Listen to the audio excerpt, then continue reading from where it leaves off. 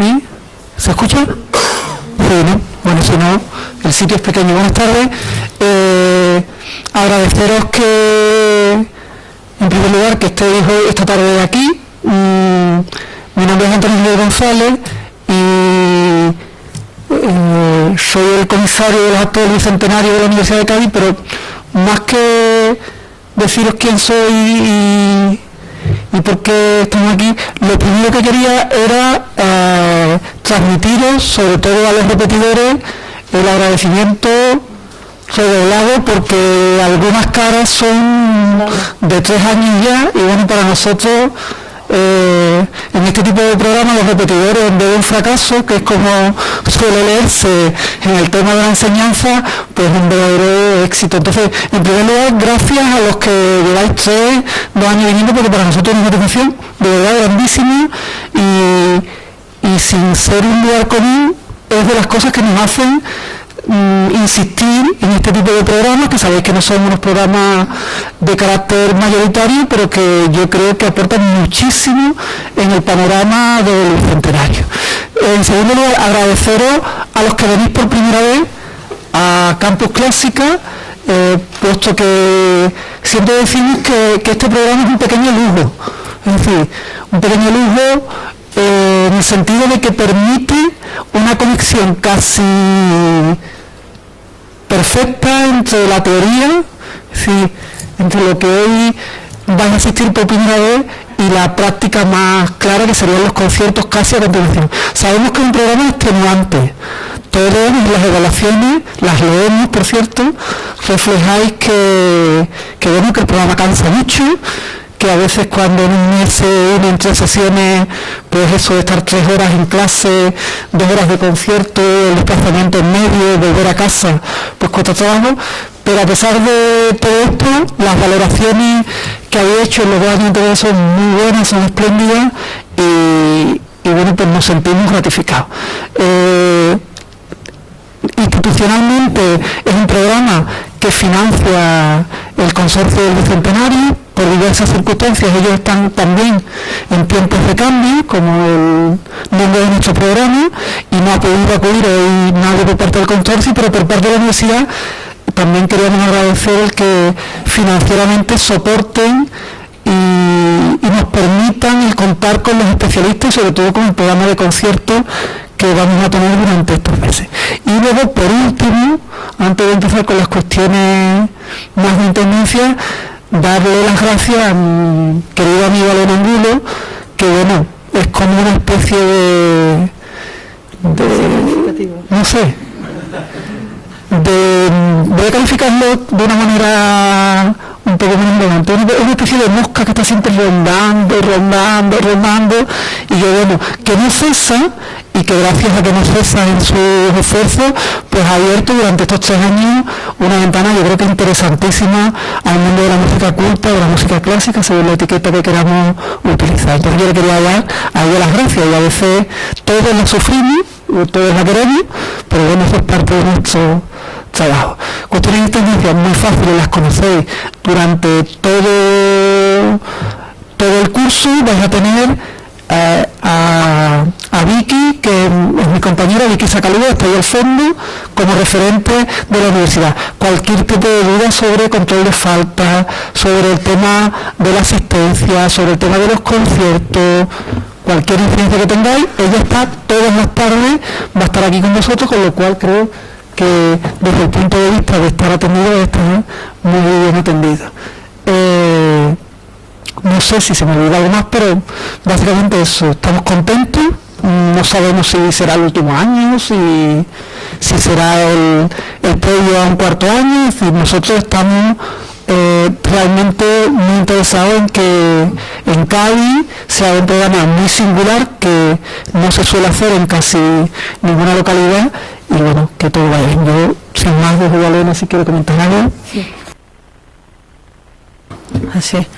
Yo quería añadir que vosotros estáis aquí por una confluencia astral en la que hay una serie de personas como Javier, Virginia y todos los demás ponentes que van a venir aquí un poco a participaros lo que ellos saben sobre distintos temas. Este año, al ser el tercer año, habéis visto como los que han estado varios años, nos toca alrededor, los 100 años alrededor de la Pepa. Después la universidad, que llevan muchos años colaborando de una forma o de otra y me habían ellos obligado a ser mosca cojonera, o sea que nada de que yo soy, Entonces constantemente están pidiéndome qué se hace el año que viene, cómo se hace y tal. Bueno, pues a mí me resulta muy fácil, porque entre los amigos que tiene Cádiz y la universidad, los primeros son estos, pero como los nuevos vais a ver todos los demás, entre la propia universidad y las dos instituciones que este año son las que arriesgan pagando a todo el tinglao, que son el Consorcio para la Conmemoración del Bicentenario y Acción Cultural, que hay que tenerlos en cuenta, porque Acción Cultural paga todo el programa que se llama Tiempo de Cambios, que lo podéis ver. Ese programa lo podéis ver entero, porque va desde los colegios de primaria hasta la universidad, pasando por todas las capas de la sociedad. Está en la web del consorcio. Vosotros metéis 1812 y tal, y ahí buscáis Tiempo de Cambio y podéis ver todo. Y ahí, además, podéis ver, antes de llegar aquí, cada día, el currículum de los que van a dar la conferencia, y a veces hasta las notas al programa del concierto posterior. Generalmente las metemos, O sea que vosotros podéis venir el día anterior o 2 días antes, veis quién es el conferenciante o los conferenciantes, porque en este año vienen a la Limón, en este curso, y luego podéis ver también el concierto posterior, está ahí también en esa web. Bueno, pues gracias a esa confluencia de personas, de Antonio y todo lo demás, estáis aquí y esperamos que os satisfaga lo suficiente como para pensar que hay que hacer un cuarto año, para los que empezaron hace 3 años. Os voy a contar las variantes de este año, A ver, lo normal es que el concierto va después de la conferencia. O sea, hay una conferencia primero y luego un concierto que ilustra la conferencia. Empezamos como en 1750 y terminamos en 1850. Lo único que no se ha podido hacer este año es hacerlo de alguna forma, primero lo más antiguo y luego lo más moderno. Damos algunos saltos, como habréis visto, pero es debido a los grupos. Hay grupos que no han podido venir cuando queríamos que vinieran y no ha habido más remedio que dar esos saltos temporales. Entonces, hoy, como luego habíamos organizado con el consorcio un festival que se llama Viva la Pepa, que ayer salió en el periódico, quizá lo hayáis visto, un festival que va a ser el día 2, 3, 4 y 5, hemos aprovechado esos 5 conciertos para meterlos en vuestro trabajo, Ahí están. Esos 5 conciertos son alrededor de Haydn y las 7 palabras. Voy a decirlo así en plan facilito, pero claro, empieza con músicos anteriores, barrocos, y termina con Beethoven. Pero de hecho el centro es Haydn y músicos españoles. Hay todos los aspectos, es decir, hay los aspectos populares, los aspectos más nuevos, como son las obras de Ramón Garay, que se estrenó casi, ¿no? Bueno, es un festival impresionante, os lo aviso. Y si ese festival tiene éxito, yo espero que se repita todos los años, que sea algo que se mantenga gracias al Bicentenario. La gente que ha apoyado es el Centro de Difusión Musical del Ministerio de Cultura, ahora se llama Educación y Cultura de España, pero el director tiene mucho interés en venir y en hacer estos conciertos. Yo creo que tenéis todos, aquí viene por lo menos, Entonces, luego todos los demás días tenemos conferencia y concierto, excepto un día, que es el último. El último es el romanticismo, y entonces hemos pensado que iba a ser muy fuerte para hacerlo todo en un día. Entonces Luis Gago da un día las 3 horas de conferencia, y luego tenemos la guinda de este año, que es el viaje de invierno de Schubert, por dos instrumentos, vamos, una voz y un piano fuera de serie. El año pasado trajimos unos españoles que estuvieron bien, pero bueno, es que lo de este año, ya que hay gente que me dice en Madrid, pero si me voy a tener que ir a Cádiz, me lo están diciendo, o sea, que sabéis que este año todo viene, nuestra intención es que todo sea suave, bueno, estupendo, y hacemos una cosa nueva también, que es que el día del concierto de la Orquesta Barroca de Sevilla se ha pasado al sábado, no va a ser martes, y antes hay una hora de introducción, de forma que no tengáis que hacer las 3 horas, sino que ese mismo sábado se va una hora antes al lugar del concierto y prepara el concierto la persona que va a venir. Y nada más, lo demás es teoría práctica, no es otra cosa. Y el entusiasmo que le pongáis vosotros, y las ganas que tengáis de pasarlo bien.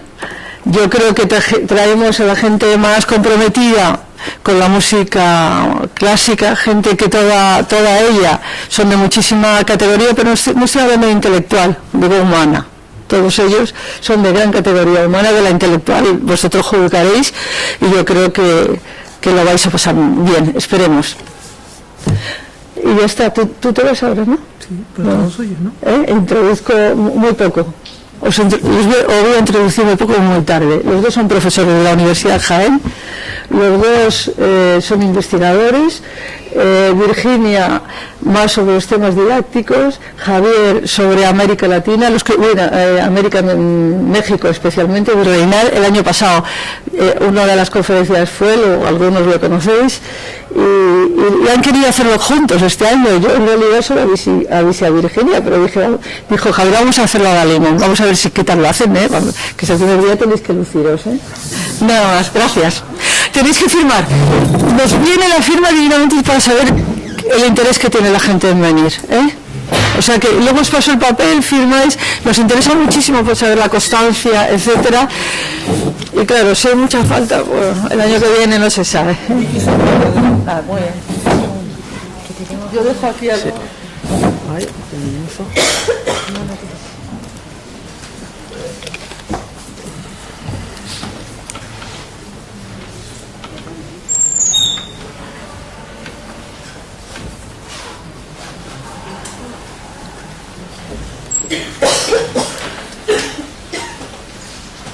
No se ve ni se oye.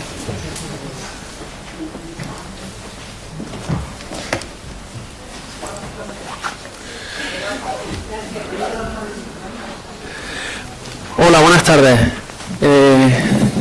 Para nosotros es un privilegio estar aquí. En mi caso, como decía antes Elena, repito además encantado de venir a esta universidad y a esta ciudad, y especialmente en un año pues tan especial por diversos motivos.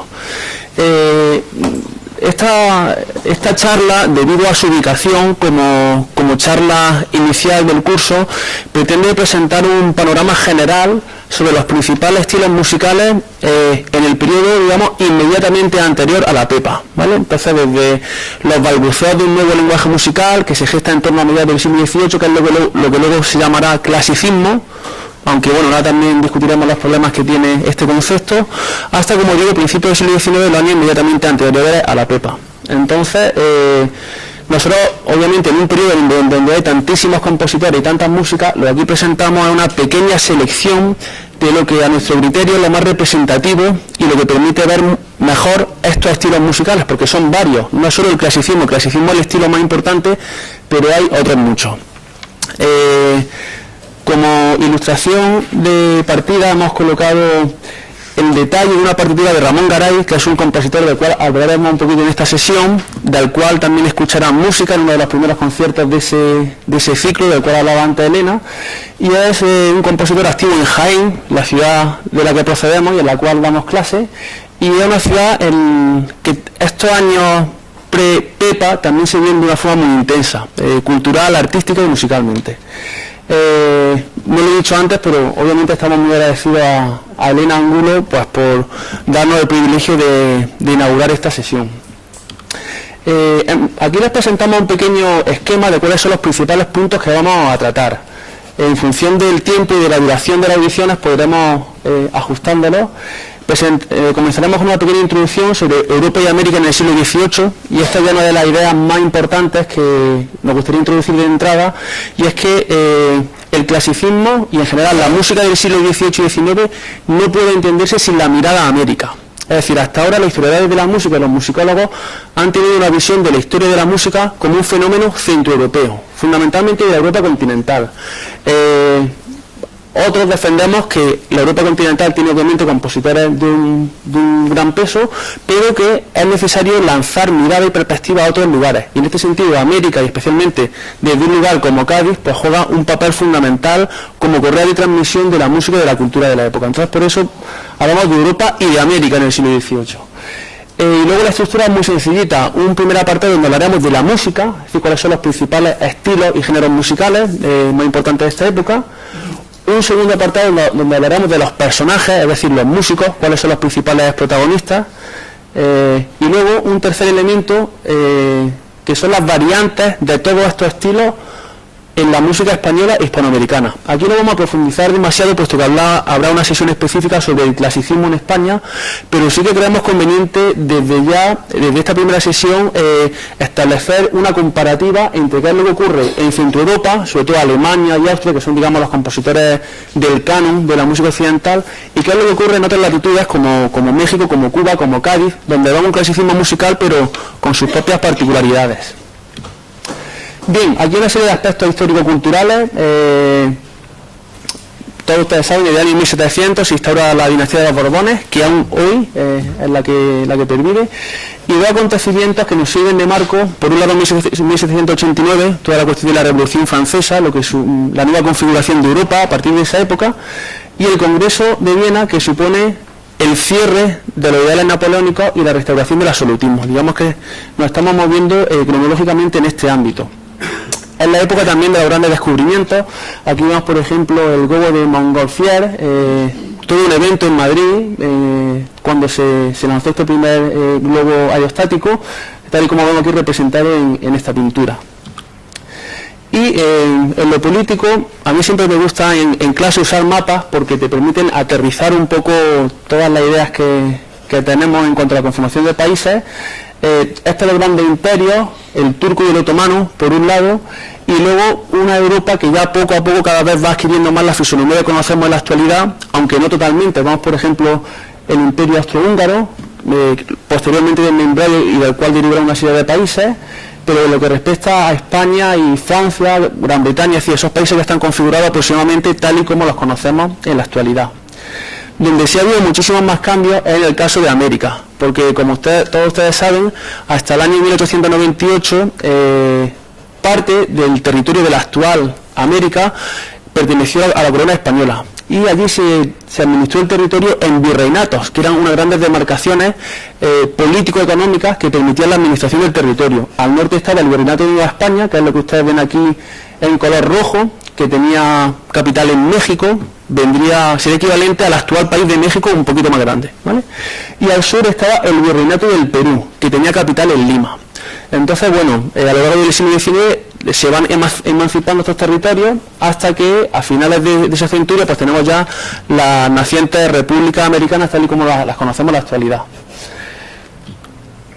Bien, todo esto también, como introducción, es interesante mencionar la asociación entre clasicismo como estilo musical e ilustración. El siglo XVIII se conoce con el nombre de siglo de las luces, y bueno, como todos ustedes sabrán, un movimiento intelectual francés que se basa en la idea de luz y de conocimiento para, digamos, iluminar aspectos que permanecían oscuros en periodos anteriores. Algunos de los pilares ideológicos de la Ilustración luego se ven traducidos en la Constitución de muchos estados, entre ellos la Constitución de la Prueba. Por ejemplo, la idea de los derechos individuales, la idea de educación universal o de equidad social, son ideas que nacen en la Ilustración, que luego se incorporan a constituciones como la de los Estados Unidos, por ejemplo, en 1776, y en otra serie de constituciones a lo largo del siglo XIX, con lo cual, aun siendo francés, el fenómeno de la Ilustración tiene un impacto evidente en nuestra historia y en nuestra cultura.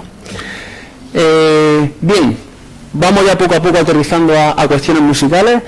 una de las ideas más importantes de este periodo, segunda mitad del 18 y principio del 19, es que debido a la revolución industrial surge en Europa y también en España una clase media con intereses culturales y artísticos. Entonces eso hace que el cultivo de la música en los espacios nobiliarios, es decir, en palacios, por parte de nobles que promocionan la música y aristócratas, adquiera un peso bastante importante en esta época. Compositores, por ejemplo, como Haydn, del cual hablaremos posteriormente, él pudo desarrollar su mecenazgo, su actividad musical, porque hubo una familia de la nobleza húngara, los Esterházy, que contrataron al compositor y le pagaban a cambio de que él compusiera obras. Es decir, ahí tenemos un ejemplo evidente de cómo esta clase media alta, con intereses culturales, pues va a tener un impacto muy evidente en el desarrollo de la actividad de los compositores. Este tercer punto también me parece interesante y deriva en parte de lo que antes les comentaba a propósito de la Ilustración. Y es que, a diferencia de lo que ocurre en el barroco, en el cual cada país cultiva un estilo más o menos personal e independiente, en el clasicismo se cultiva un estilo que es cosmopolita. Es decir, se aspira a que la música guste en todos los lugares, a que sea un estilo universal, por llamarlo de alguna forma. Y se decía que el mejor estilo era aquel que mezclaba las mejores características de cada país, de cada tradición. Entonces esa idea también de los gustos reunidos, de la suma de naciones, es algo muy típico de la filosofía ilustrada y fraguó en un estilo que es el estilo clásico. Bien, todo esto como marco introductorio, obviamente podrían comentarse muchos más aspectos, pero bueno, creemos que al menos hay ya unas pinceladas de carácter histórico que nos permiten introducirnos en el primer apartado de esta sesión, que es el que dedicamos a la música, es decir, cómo el lenguaje musical evoluciona durante este periodo, cuáles son los principales estilos musicales y los géneros que se cultivan durante esta época. Bien, pues... Bien, hay que aclarar el término, ¿se me oye? Regular, ahora. Hay que aclarar el término clasicismo, porque en música, clasicismo se aplica por analogía con el arte griego y romano. Pasa que hay, en la segunda mitad del siglo XVIII, ocurre una cosa muy importante, que se pretenden rescatar los ideales artísticos de la antigüedad grecolatina. Ahí los tienen: sencillez, sobriedad, equilibrio, proporción. Luego vamos a ver con ejemplos musicales estas características. No se conservaba música del clasicismo, de la antigüedad clásica. Entonces, uno de los pocos ejemplos, por ejemplo, es el epitafio de Seiquilo, pero había muy pocos ejemplos musicales. Entonces, la música se fija en otras manifestaciones artísticas de ese pasado clásico. Hablando con propiedad, hay una correspondencia. El clasicismo musical tiene una correspondencia con el arte neoclásico. Vamos a poner algunos ejemplos arquitectónicos y escultóricos para que veáis. Por ejemplo, a la izquierda tenéis el arco de Constantino en Roma del siglo IV, y a la derecha el arco del triunfo en París, erigido por Napoleón. Si no fuera por las huellas del tiempo, ¿verdad?, no sabríamos cuál es el clásico y cuál es el neoclásico. Existen otros ejemplos. En la izquierda superior tenemos el templo de Segesta en Sicilia, un templo griego, y luego unos ejemplos arquitectónicos del periodo ya neoclásico. El templo de la Magdalena en París, arriba a la derecha, abajo la puerta de Brandenburgo en Berlín, y abajo a la izquierda la portada del Museo del Prado. En pintura y en escultura también existen bastantes ejemplos. Arriba a la izquierda tenemos el retrato de la Marquesa de Santa Cruz de 1805, pintado por Goya, con la moda de la época, vestido estilo imperio. A la derecha, en la esquina superior derecha, está la apoteosis de Homero, que es un conjunto escultórico de un inglés llamado John Flaxman. Abajo, a la izquierda, es el juramento de los Horacios, pintado por uno de los pintores favoritos de Napoleón, Jacques-Louis David, y a la derecha, abajo, una escultura de Antonio Cánova realizada en mármol de Paulina Bonaparte, la hermana del emperador. Bueno, seguimos aclarando el término, la expresión música clásica. Existen tres usos, tres acepciones principales. La más amplia, la que tienen arriba, utilizamos música clásica como sinónimo de música culta, en oposición a música popular. A mí no me gusta, personalmente no me gusta esta acepción, ¿no? Este uso de música clásica para denominar a toda la música, cualquier música de un periodo histórico. Por ejemplo, una música barroca o una música medieval la denominamos, la tildamos de música clásica. Yo prefiero utilizar la expresión música culta, ¿no? Pero bueno, entiendo que ya está muy generalizado. Existe otra acepción mucho más restringida, que sería la de utilizar música clásica para denominar a la música del periodo del que estamos hablando, ¿no? De la segunda mitad del siglo XVIII. Pero hay autores que utilizan el término en un sentido todavía más pequeño, más específico, porque piensan que la música clásica solo se refiere a la música que compusieron Haydn y Mozart, o la de aquellos compositores que son muy fieles a ese estilo maduro de estos dos compositores. Entonces, en música, la siguiente lámina, para ubicarnos mejor en el tiempo, tenemos los dos estilos que acotan el clasicismo musical, que serían el barroco por un lado y el romanticismo, y en medio tenemos ahí un periodo más o menos flexible, porque las demarcaciones cronológicas a veces no son muy claras, ¿no? La fecha clave está claro que es 1750, que coincide con la muerte de Johann Sebastian Bach.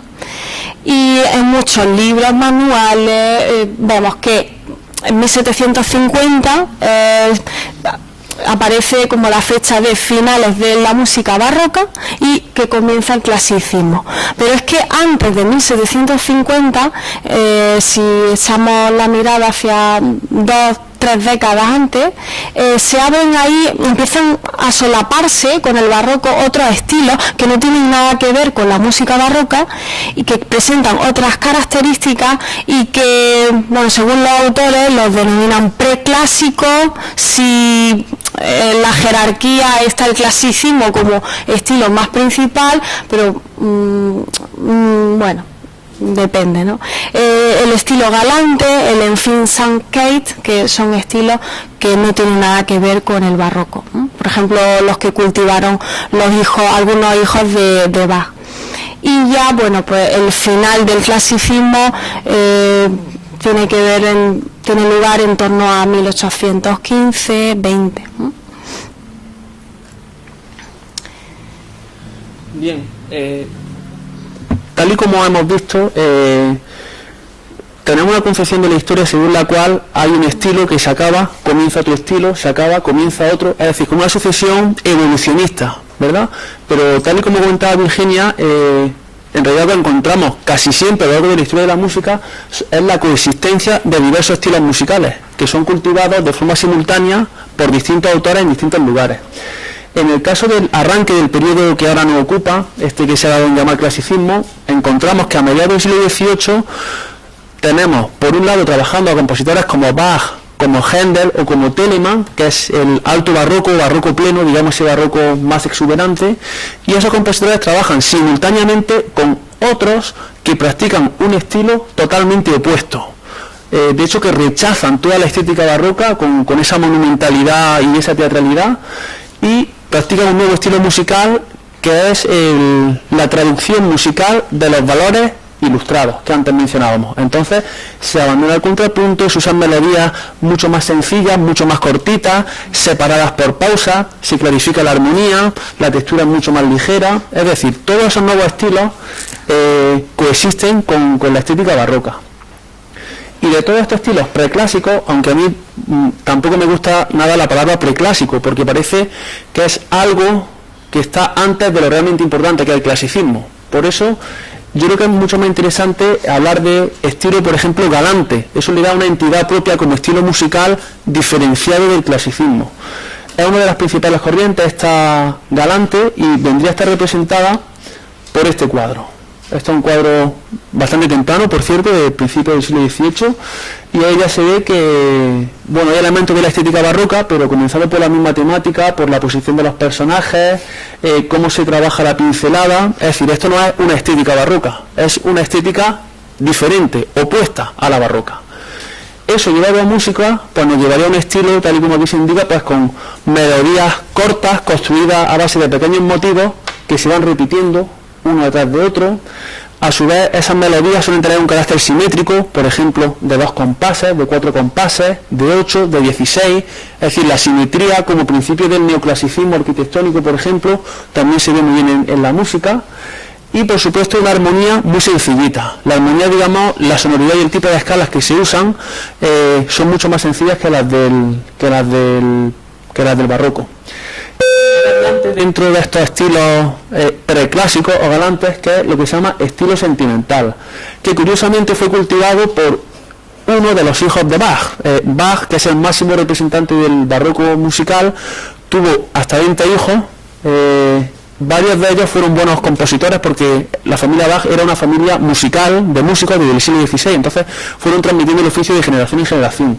Y uno de ellos, Carl Philipp Emanuel Bach, formado con el papá, con Bach, padre del barroco, sin embargo cultivó un estilo completamente distinto, casi opuesto al que cultivaba el padre. Un estilo con muchos cambios de armonía, con muchos cromatismos, y como ejemplo de ello podemos escuchar una de las sonatas de Bach hijo, de Carl Philipp. Verán que el instrumento en el que se interpreta esta sonata es un pianoforte. El pianoforte es un instrumento antecedente del actual piano y tiene una sonoridad un tanto característica, más metálica que el piano actual, pero digamos que los fundamentos constructivos del piano actual ya estaban en este instrumento, que es algo así como el papá o el abuelo del piano actual.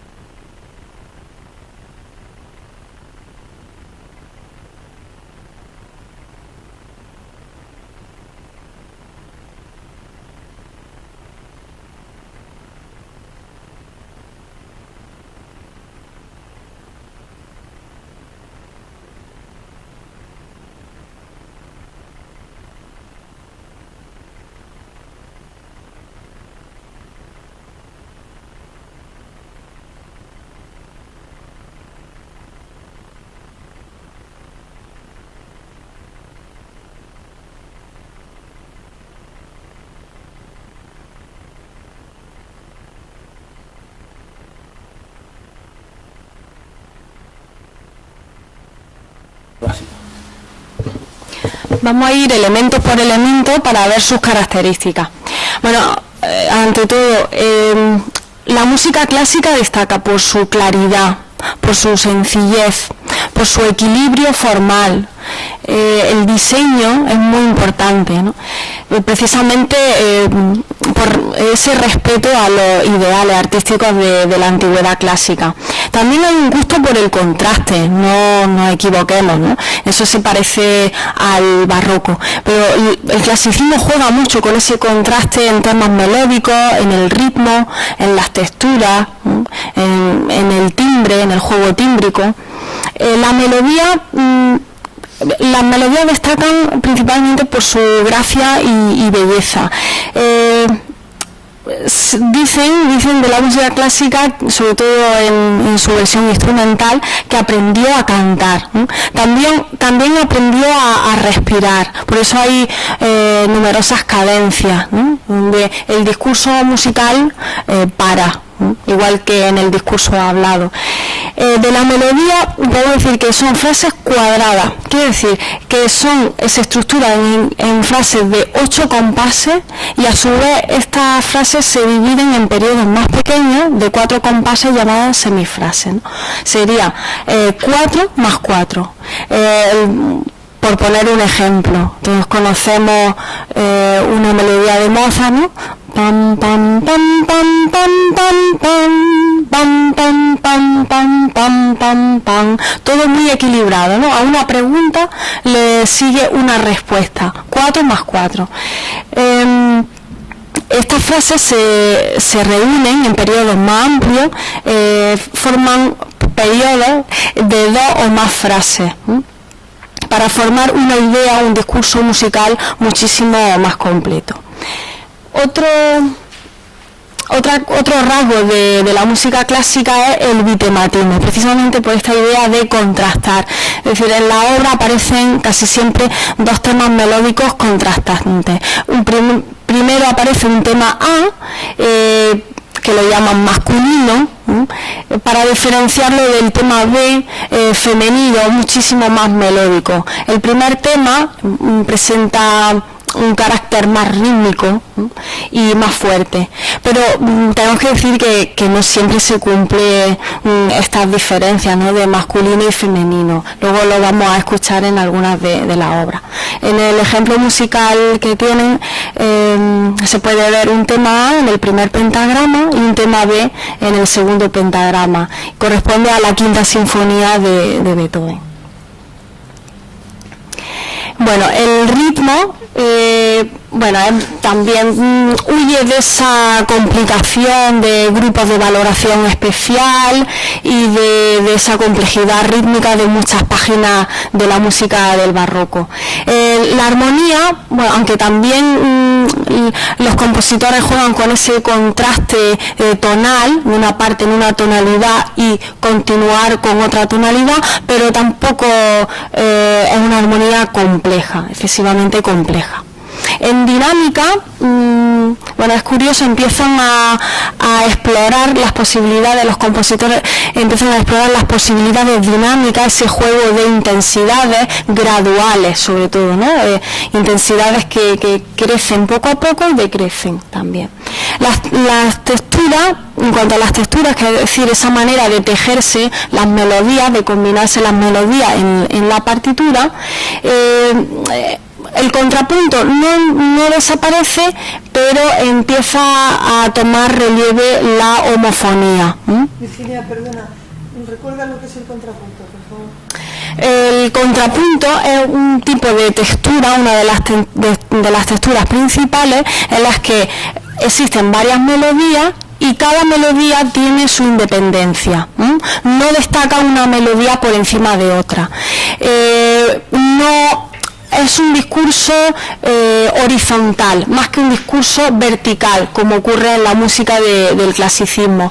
Entonces, si estamos en una pieza de música vocal, en la textura polifónica o contrapuntística, que son sinónimos, el texto no se entiende bien, no se percibe, porque las voces no van paralelas, como en otras texturas, como en la homofónica, por ejemplo, o en la de la melodía acompañada, que es la textura, que se utiliza mucho en la música clásica. también aparecen timbres nuevos, aparecen instrumentos nuevos. Ya ha hablado Javier del piano forte, que inventado a principios del siglo XVIII, y la orquesta se perfecciona. Luego vamos a poner unas láminas en las que se compara la orquesta clásica con la orquesta posterior, la orquesta romántica. Hay música vocal, pero la música instrumental tiene un papel más importante, y luego lo vamos a ver en los géneros. Aparecen formas nuevas como la sonata. Bueno, la sonata a trío ya existía en el barroco, pero vemos que se desarrolla a muchísimo más, pero aparecen la sinfonía y el concierto.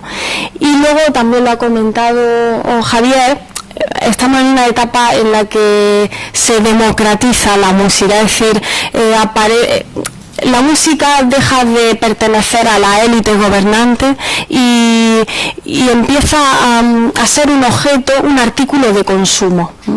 Y en esto contribuyó notablemente la prensa con partituras dentro de ella, o bien en fascículos, para aquella gente que quisiera cultivar, ¿no?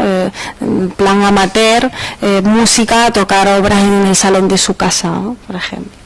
Vamos a hablar de género y compositores. Comenzaremos nuestro recorrido por la música vocal y luego continuaremos por la instrumental. En el terreno de la música vocal, tal y como vemos en esta lámina, puede establecerse tres grandes grupos: ópera, que a su vez tenía dos variantes, ópera seria y ópera bufa; la canción, pequeñas canciones interpretadas por una voz solista, generalmente con un acompañamiento instrumental; y luego todo un subgénero importante dentro de la música vocal, que es el de la música religiosa, es decir, música con texto generalmente en latín, misas, motetes, cánticos, himnos, letanías, es decir, una variedad enorme de tipos de piezas dentro de la música religiosa. Aquí nos centraremos, puesto que tenemos que realizar una selección, porque claro, solo hablar de Mozart ya hubiera sido mucho para una charla de 3 horas, con que imagínense ustedes presentar todo el panorama de los estilos del siglo XVIII. Por lo tanto, aquí vamos a realizar una selección, y en esa selección hemos incluido a la ópera. ¿Por qué? Porque esos cambios de estilo con respecto al barroco, donde aparecen en primer lugar, es en la ópera bufa. De la ópera bufa u ópera cómica, ahora les explicaré en qué consiste, se transfieren a la ópera seria, y de la ópera seria a la música instrumental.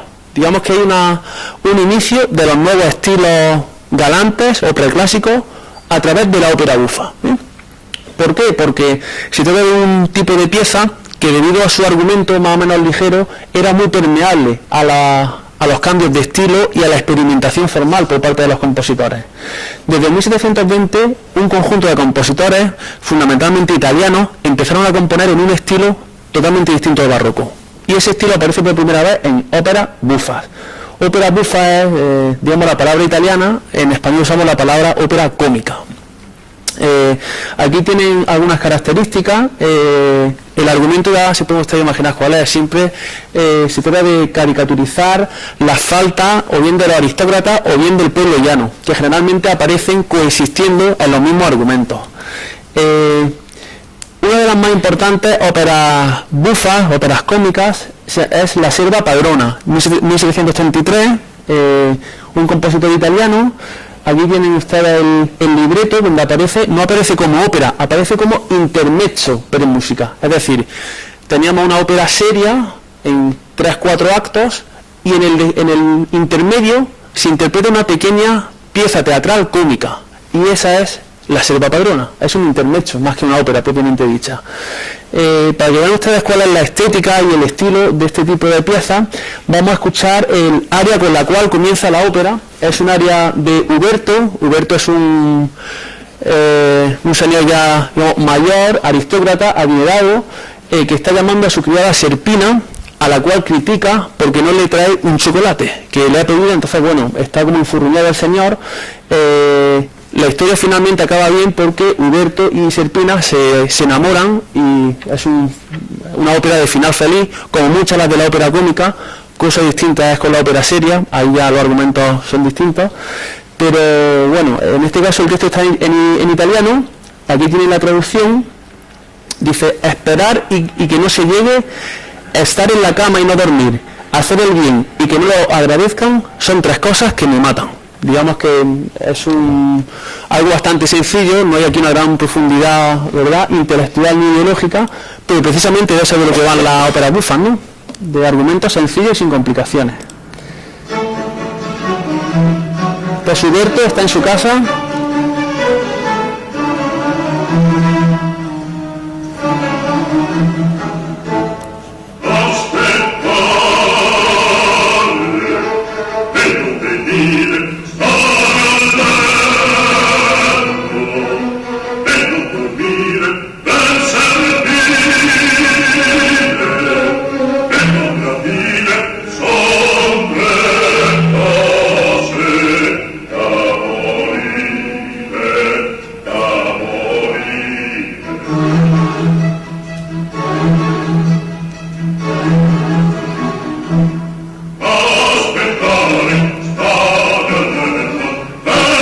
Muy cortita, cada una de ellas con su pausa al final para dividir el discurso musical.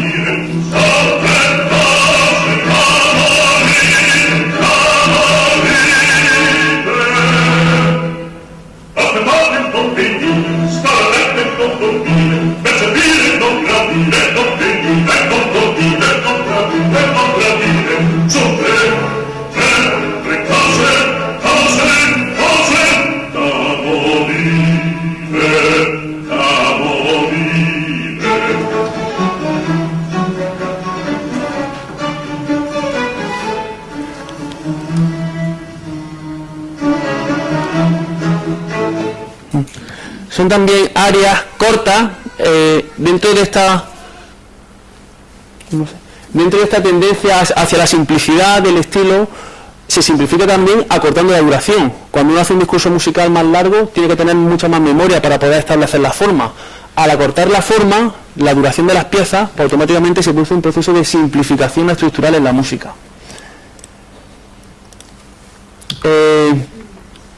Como he dicho, desde la ópera bufa, este nuevo estilo se transfiere a la ópera seria, donde los argumentos son todo lo contrario, son argumentos trascendentes de carácter elevado, muchas veces inspirados en historias de la antigüedad clásica, argumentos mitológicos, etcétera. Un autor importante sobre el cual no nos vamos a detener, pero que jugó un papel fundamental en esta época, es Pietro Metastasio. Él fue libretista, es decir, la persona que hacía los textos y se los suministraba a los compositores para que los compositores le pusiesen la música. Es importante también subrayar que cuando hablamos de ópera uno tiende a pensar rápidamente en la música, ¿verdad? Pero en las óperas tan importante es el libretista como el compositor. Es decir, para que una ópera sea realmente una ópera buena, por ejemplo, Don Giovanni de Mozart, es que hay un muy buen libreto y luego hay una muy buena música, ¿eh?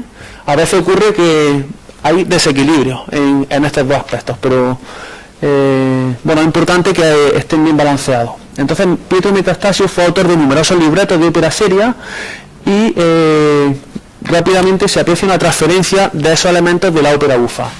Uno de los principales compositores de ópera seria es este caballero que ven ustedes aquí, Johannes Adolf Hasse, al cual se le apodaba Il Sassone.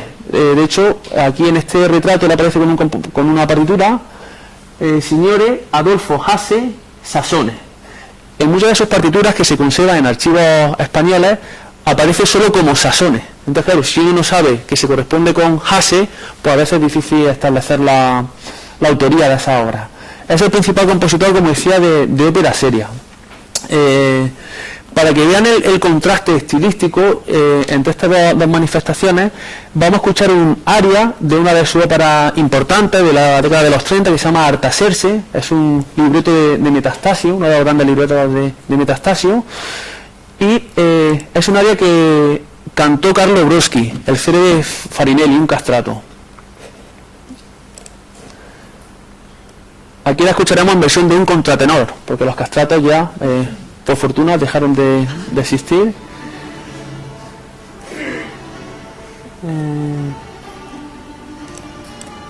Aquí está el máximo de volumen.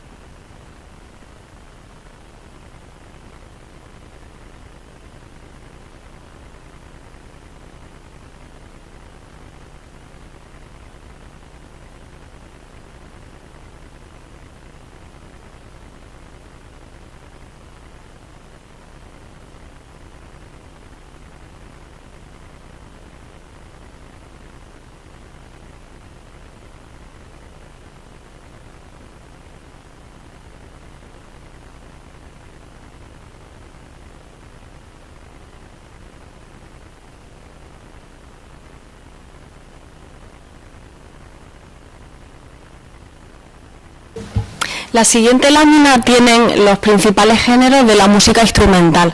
Muchos géneros del barroco se quedaron anticuados, por ejemplo, preludios, tocatas, fugas, excepto dos principalmente: el concierto para solista y orquesta, que fue herencia del concierto barroco, y la sinfonía, que procedía de la obertura de la ópera italiana. La sonata es el género más importante del clasicismo y se estructuraba en 3 o 4 movimientos. También los géneros de cámara adquieren protagonismo y estaban integrados por varios movimientos y se denominaban según el número de integrantes. Si había 2 instrumentos, dúos, 3 instrumentos, tríos, 4 cuartetos, así hasta nonetos. Y hay una preferencia por el modo mayor, que es un modo más alegre, más vistoso, más vital, ¿no? No quiere decir que no haya partituras compuestas en tonalidades menores, pero sí es verdad que hay una preferencia por el modo mayor. Bien, vamos a empezar por el género más importante, la sonata. Es muy importante hacer ese matiz. No es lo mismo el género sonata que la forma sonata, aunque no son incompatibles. Puede haber una sonata que tenga un movimiento, en general el primero o el cuarto, con forma sonata a su vez, ¿no? La sonata era una pieza musical, instrumental, escrita para 1 o 2 instrumentos, como mucho. Y se estructuraba en 3 o 4 movimientos, que contrastaban en velocidad y en carácter, sobre todo.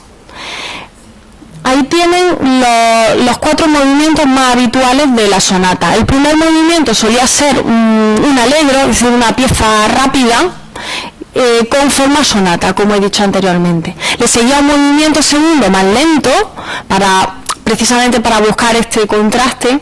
El tercer movimiento podía ser una pieza inspirada en una danza, como el minueto o un scherzo, con forma tripartita, y un movimiento final, un allegro o presto, que podía tener de nuevo forma sonata o un rondo.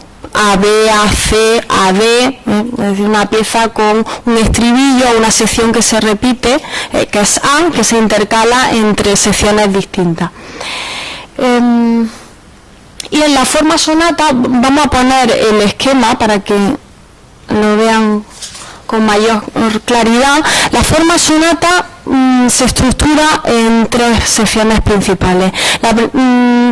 Se abre con una exposición en la que aparecen los temas. Hay un tema A, que está en la tonalidad principal, luego hay un pequeño puente o transición al tema segundo, que es el tema B, y que contrasta en tonalidad con el primero y en carácter normalmente.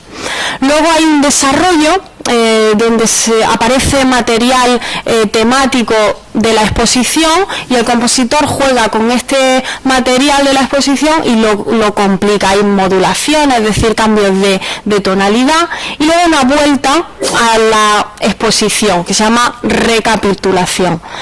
La forma sonata finaliza con una coda, que le da el carácter conclusivo a ese movimiento.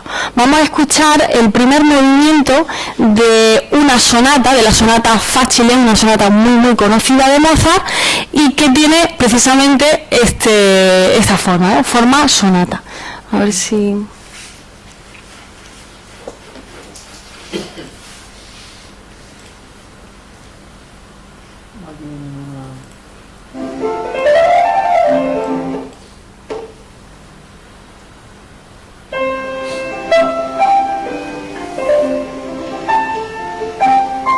El tema A, El tema. el puente, tránsito, la escala, ¿verdad?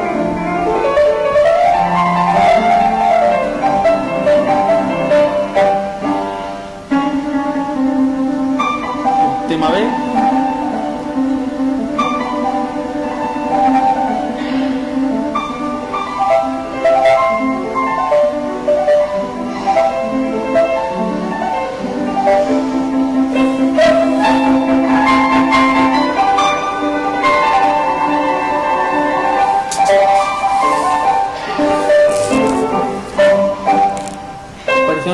repetición nos pide que repitamos otra vez toda la exposición con su tema A, que aquí vemos, la transición o puente.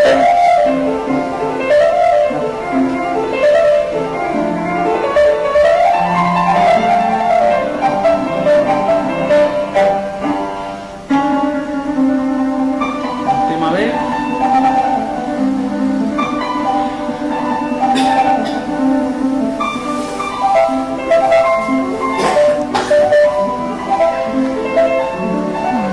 Es una sección final como conclusiva.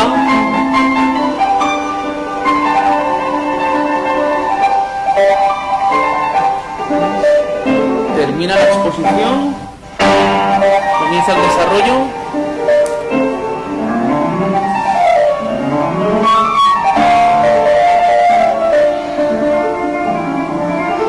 Son motivos de la exposición, pero fragmentados y descolocados. Está jugando con ellos, lo está desarrollando. Y ahora, esto no suena, ¿verdad? Reexposición o recapitulación. Su tema A, su puente, ¿verdad?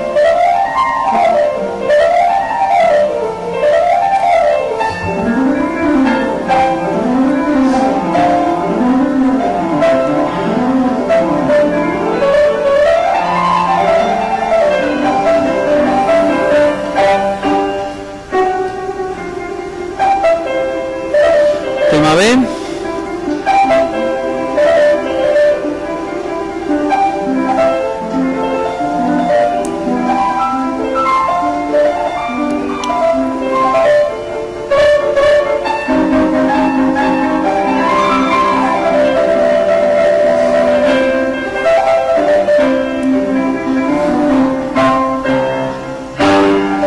Repetición, volvemos al desarrollo.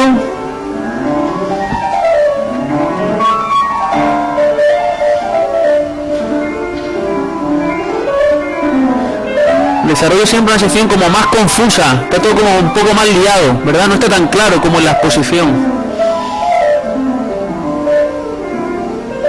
Y ahora aquí reposa otra vez la música.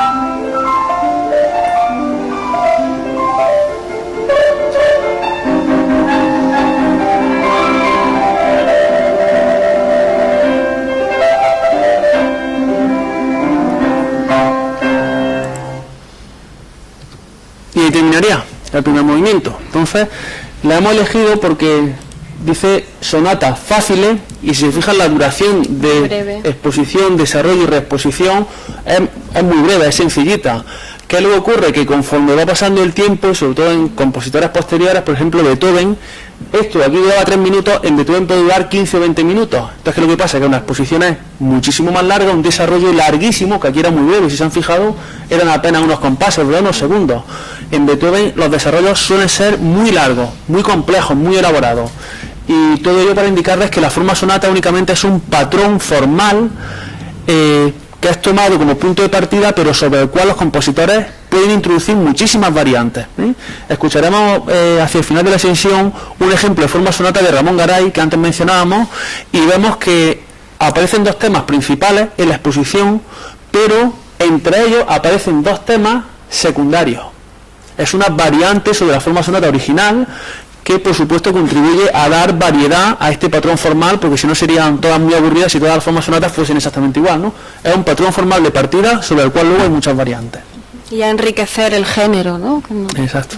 Que evolucione. Bueno, Continuamos con el siguiente género instrumental, en la sinfonía. En la época se usa el término con el significado de la antigüedad clásica y desde el siglo XVII, que significa instrumentos que suenan juntos.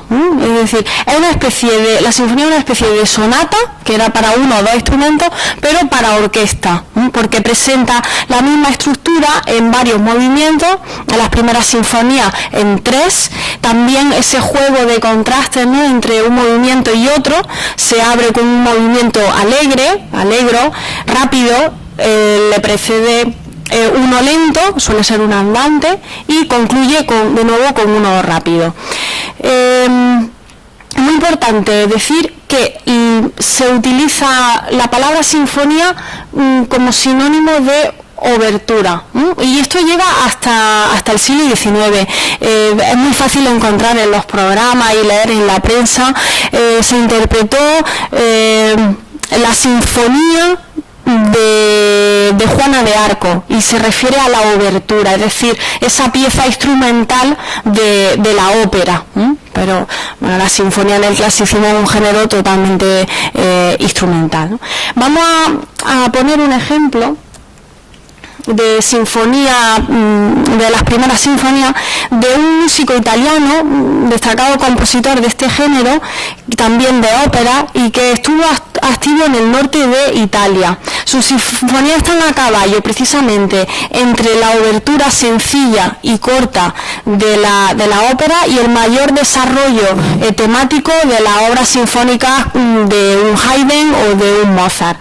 Vamos a escuchar el primer movimiento, un presto, todavía más rápido que el allegro convencional, de su sinfonía número 32, de Giovanni Battista San Martini.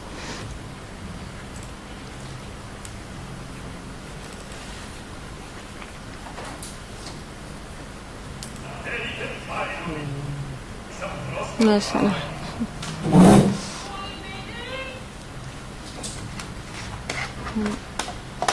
Parece que...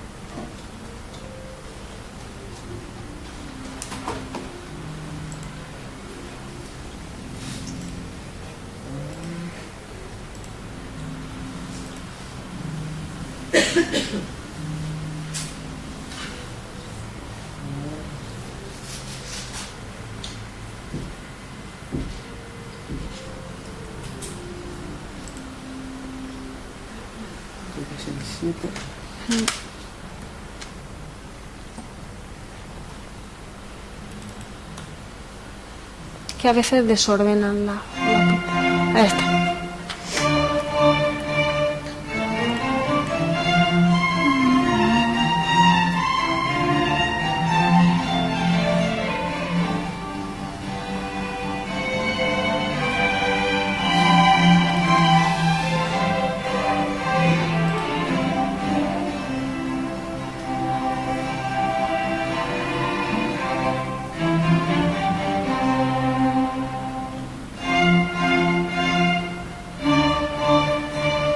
El tema principal que se repite, y la cuerda siempre es muy importante,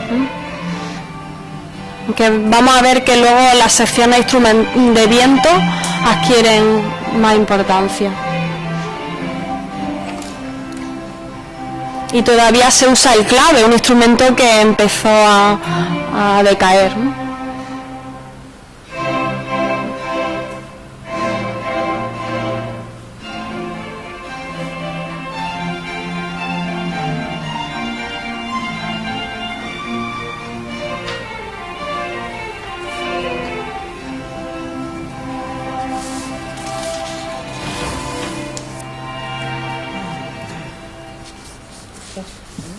Sí, como vamos mal de tiempo, bueno, si hablamos de sinfonía tenemos que hablar de Mannheim y los Stamitz. Mannheim fue uno de los centros más importantes de sinfonías de Europa, y debido sobre todo por la presencia estable de una orquesta que era famosa por su precisión y su disciplina, y tenían una buena técnica debido a uno de sus principales directores, que fue Johann Stamitz. Según Mozart, se conserva una carta de Mozart en la que dice que esta orquesta de Mannheim era la mejor de Europa en el momento, lo cual el criterio de Mozart tiene bastante valor, ¿no? Era una orquesta que estaba compuesta por entre 35 o 40 músicos, dividida en 3 secciones, las secciones habituales: cuerda, viento y percusión. Pero esto no era lo habitual, ya que la orquesta contemporánea rondaba los 25-30 músicos. O sea, esta orquesta era mucho más amplia. Como las de Salzburgo, por ejemplo, contaban con 25 músicos aproximadamente, solamente. Tengo aquí una plantilla que muestra los instrumentos que integraban la orquesta de Mannheim, ¿no? En la cuerda, pues todos los instrumentos de la familia, ¿no? Violines, violas, cello y contrabajo. Luego en los vientos, divididos en maderas y metales, pero no vemos que faltan instrumentos, ¿no?, habituales en una orquesta sinfónica. Solamente estaban integrados por flautas, oboes, clarinetes y fagotes. Por ejemplo, faltan los más graves, el contrafagot, ¿no? Y el viento metal, trompa y trompeta. Faltaba tuba y instrumentos más graves. Y en la percusión solamente timbales. Las novedades de Johann Stamitz fueron varias. Él, por ejemplo, cultivó la sinfonía en 4 movimientos y no en 3 como preferían los italianos, los alemanes del norte y los vieneses. También Stamitz hizo desaparecer definitivamente el bajo continuo, que hacía el clave, y el papel del clave se lo transfirió a los vientos. Aunque la cuerda tiene su importancia, pero aparecen nuevos instrumentos de viento como flautas, clarinetes, oboes y trompas, que asumieron la antigua función armónica que desarrollaba el clave.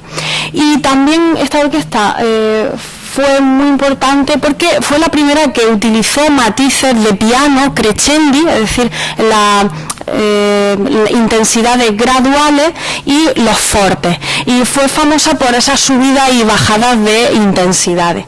Vamos a escuchar muy brevemente, no me gusta cortar las pistas, pero bueno, como vamos mal de tiempo, pero simplemente para que escuchen una sinfonía de Stamitz, su primer movimiento, el Allegro Assai, conocida en la que aparece la melodía germánica. Aunque sea unos minutitos, si es posible.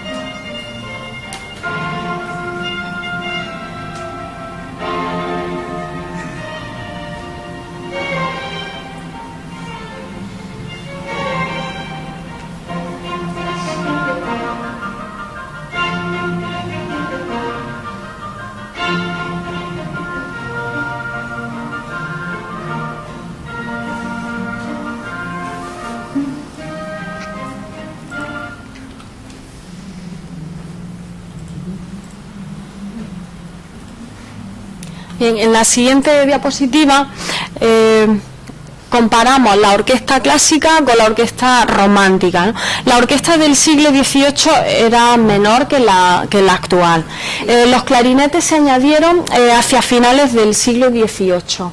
Y el bajo continuo desapareció gradualmente, pero termina desapareciendo. Explica lo que es el bajo continuo. El bajo continuo es esa línea melódica grave que empieza, aparece desde el inicio de la obra hasta el final, y eso la realizaba casi siempre el clave y otro apoyado por otro instrumento. Entonces esta sensación de que la música anda, ¿no?, con un instrumento de tecla, termina desapareciendo, ¿no? Eso era el bajo continuo, esa línea de notas graves que apoyan la melodía superior. El violín solista de la orquesta clásica, el concertino, era muchas veces el propio director, y las cuerdas eran los instrumentos protagonistas, pero gradualmente, como he explicado antes, los de viento fueron ganando terreno, porque hasta ese momento se dedicaban a reforzar o a doblar a los acordes, ¿no?, y a las melodías de la cuerda. En la lámina podemos ver algunos instrumentos en la orquesta romántica que no están en la clásica, por ejemplo el arpa o la tuba, como he comentado antes, ¿no?, esos instrumentos más graves de cada sección. Y también hay una diferencia muy importante. Por ejemplo, en la orquesta clásica se utilizan trompas de mano y trompetas naturales, es decir, instrumentos que todavía no tienen pistones y son muy delicados. Es muy fácil desafinar, ¿no?, con una trompa natural o una trompeta natural. En la orquesta romántica se salvó esta dificultad con los pistones. Y en la orquesta romántica también aparece el trombón, ¿no? La cuerda se mantiene, ¿no?, completa. Seguimos con el concierto, que es una obra musical para un instrumento solista y orquesta. El concierto clásico reemplazó al concierto grosso a mediados del siglo XVIII. Si recuerdan, el concierto grosso es aquella pieza en la que un instrumento o dos solistas alternan con el grueso de la orquesta, por eso la palabra grosso, ¿no?, de grueso. Los instrumentos solistas más frecuentes del concierto clásico son violín, piano y alguno de viento, como el clarinete, ¿no?, el famoso concierto de Mozart, ¿no?, para clarinete y orquesta. Y presenta la misma estructura que una sonata clásica, pero con 3 movimientos. Ahí tienen el primero, forma sonata; el segundo, forma canción o lead, binaria o ternaria; y en el tercer movimiento un rondó, AB, AC, AD, con esa sección que se intercala entre secciones distintas. En la forma sonata, en el primer movimiento, es muy importante que tras la reexposición o recapitulación hay una cadencia del instrumento solista, donde hay un lucimiento de ese concertino y el tiempo se detiene, se ralentiza, hay margen para la improvisación y para de nuevo converger todos los instrumentos en una coda conclusiva. Entonces, como ejemplo de concierto, vamos a escuchar una obra del hijo menor de Johann Sebastian Bach, Johann Christian Bach, al que se le llamó el Bach de Londres, porque acabó instalándose en esta ciudad en 1762, y en la mayoría de sus obras predomina el estilo galante, que ha explicado Javier al principio. Fue uno de los primeros compositores en escribir conciertos para piano, para pianoforte y orquesta. Entonces vamos a escuchar un concierto para tecla y orquesta de cuerda. El primer movimiento, Allegro di molto. En este movimiento está enmarcado por ritornello, es decir, una sección instrumental a tutti que se va a repetir.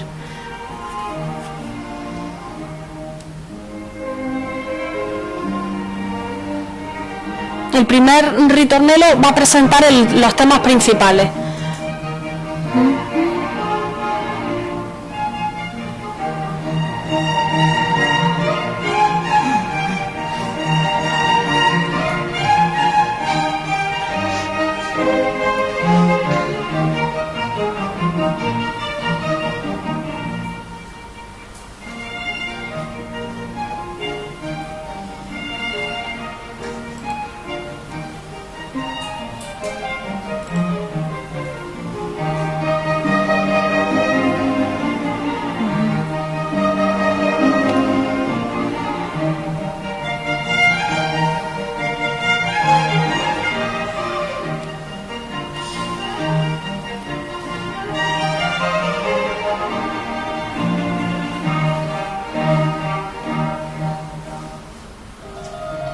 Ya ha acabado el tutti, el ritornello, y ahora comienza el solista. Y hay 3 episodios que funcionan como una forma sonata: la exposición, el desarrollo y la reexposición.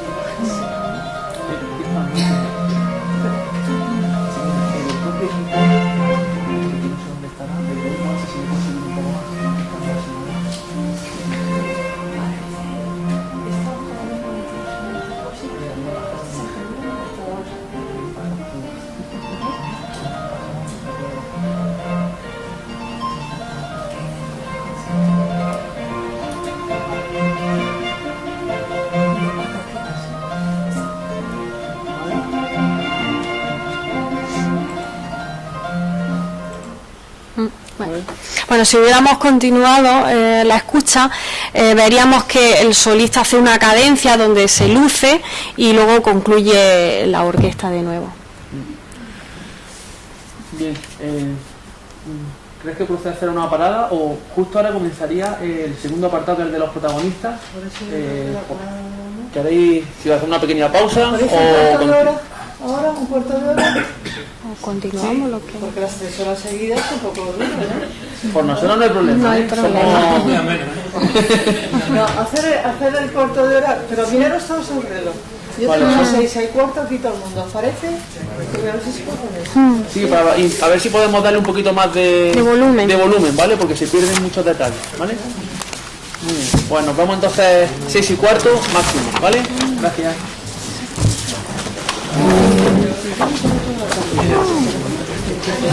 Esto